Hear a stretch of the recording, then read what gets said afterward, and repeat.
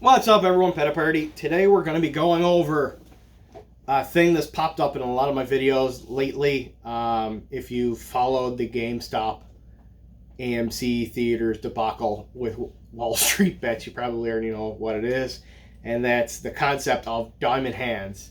You know, your little shiny diamond hand emoji going nuts on Reddit. So basically, the concept behind that is you have, in trading card terms, collectors, or just general terms, investors who have that strong of a hand. They're not motivated by paying off a credit card bill every month or week. They're not paying a giant rent where they need to be making money constantly over and over and over again. They don't have a giant student loan or anything like that. So they can afford to actually buy what they're buying. And I know that's a novel concept of some people, actually being able to afford the shit that you own. But basically what it boils down to is people with diamond hands have the financial means to be able to afford this stuff.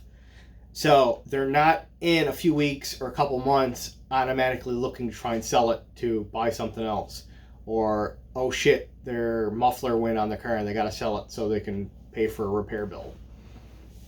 Those type of people are not what we're talking about. We're talking about people who, have a house, they have a car, they don't have a whole lot of debt hanging over their heads. They don't need the money, even if someone comes offering them stupid money. So I'll give you an example. When Blue Eyes White Dragons in, LOB First Edition PSA 10s beat this card with a dead horse at this point.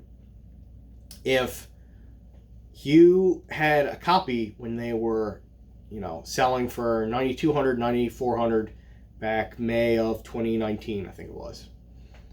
I was actively offering $13,000, $14,000 a couple months after those sales, trying to find a copy. I knew people who had the card.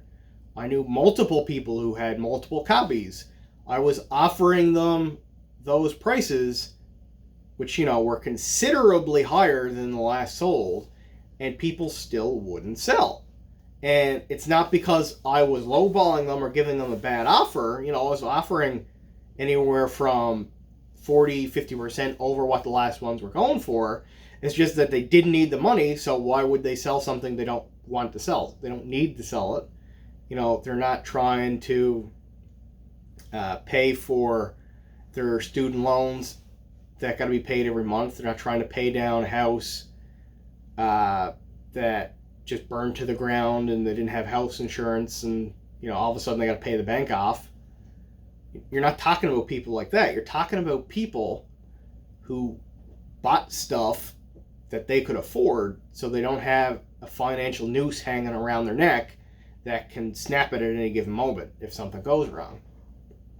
And the way that relates in collectibles, we'll get into this further in a different video, is when you look at something, and I mean this in the more broader sense, that has a low population.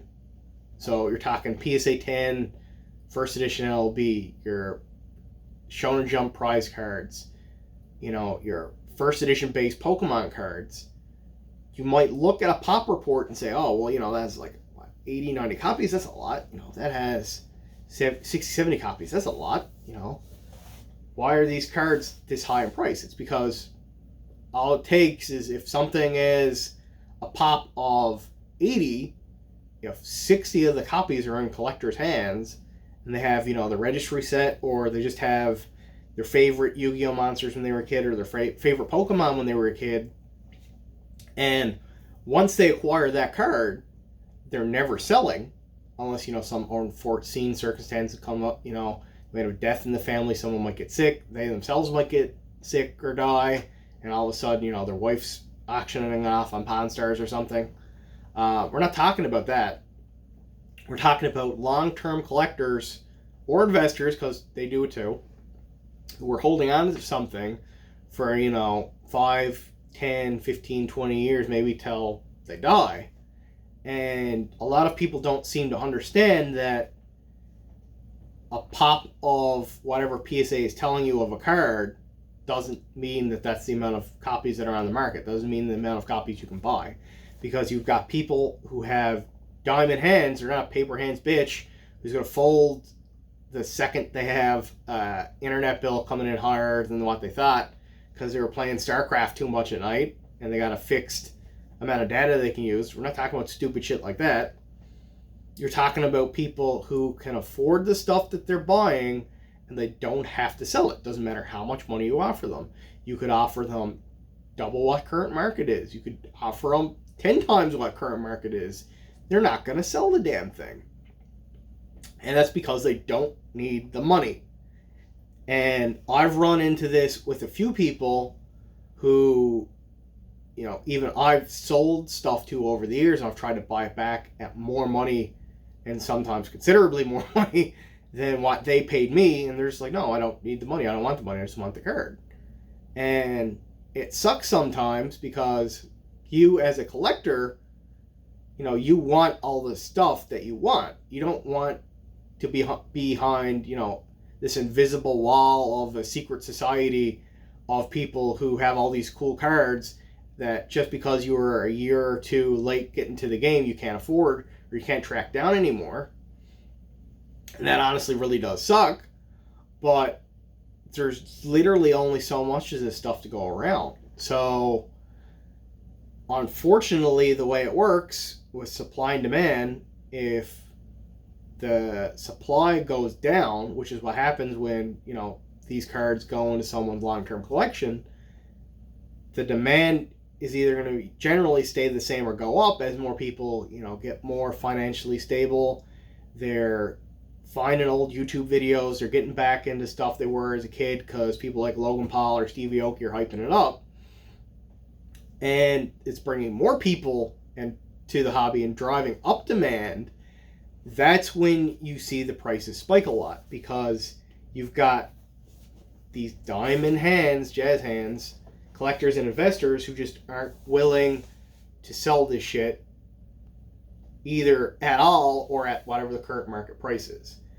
So, just doing a quick video on the bit of terminology a few people might have picked up from Wall Street Bets or, you know, Rudy over at Alpha Investments over the last while.